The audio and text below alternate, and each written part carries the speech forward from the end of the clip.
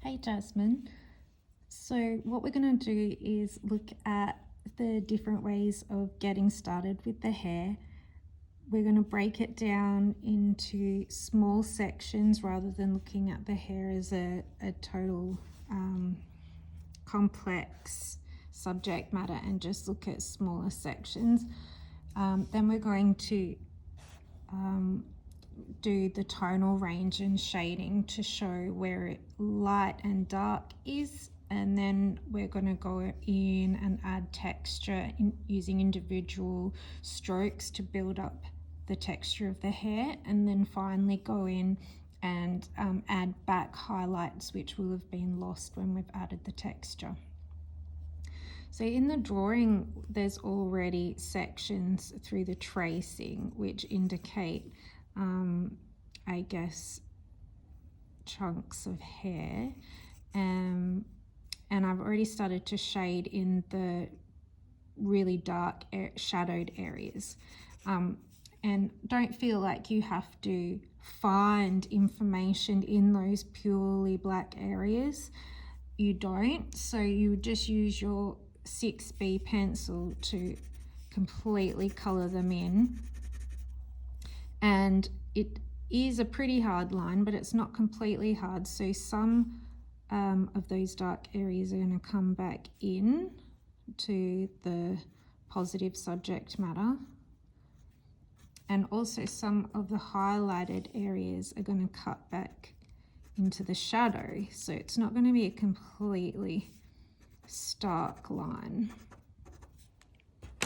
Anyway, so if we go back to sections, let's have a look through here, and just look for little bunches that are like stand out different length than the rest, and just define them and put like a darker outline around them so we can see them.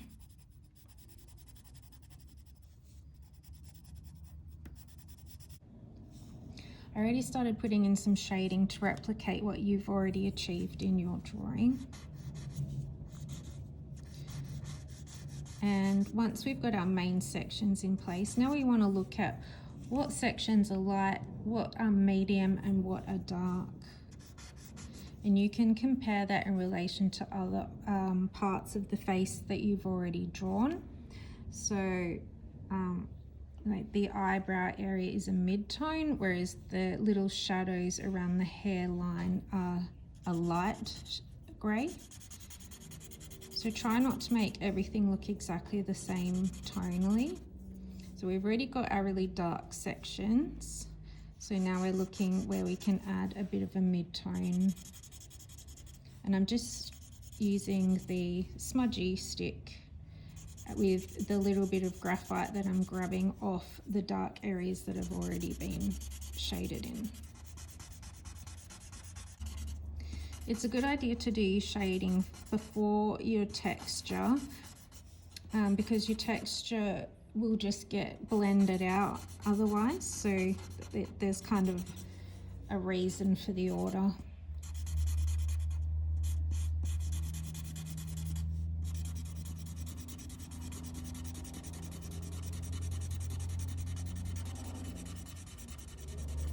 Okay, so I can see that this dark, medium, and light, my medium isn't quite dark enough, so I'm going to go back in with, say, a 2B pencil or a 4B pencil will do, and try and build up that a little bit more, keeping it an in-between shade.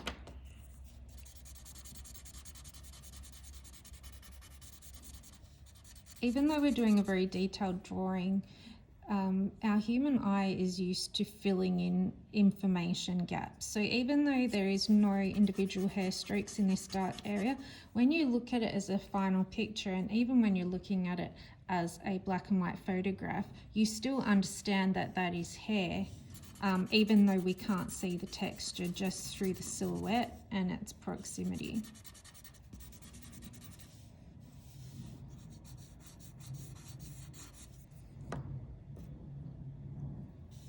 Okay, so now we've got a little bit more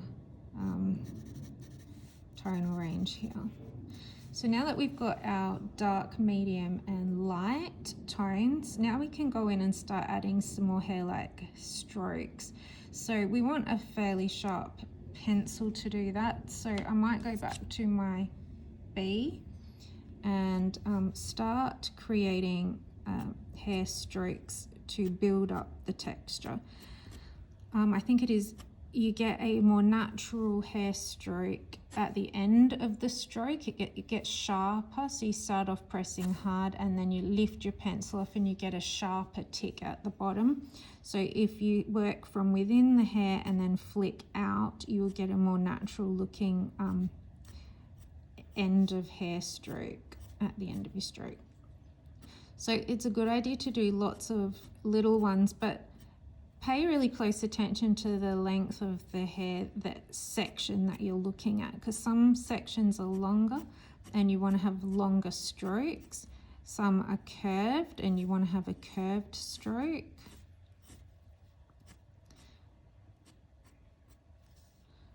Some are completely blurred out, so you don't really need to add a lot of texture. Sometimes you might just be drawing in the shadow of the hair shaft and not the hair itself.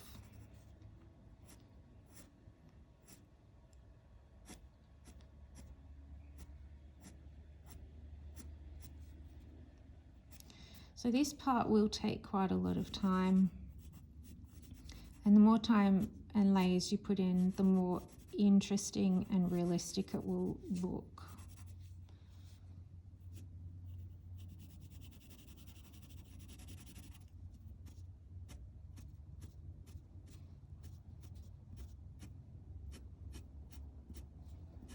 It's really important to observe the direction of the hair as well. It doesn't all go in the same direction.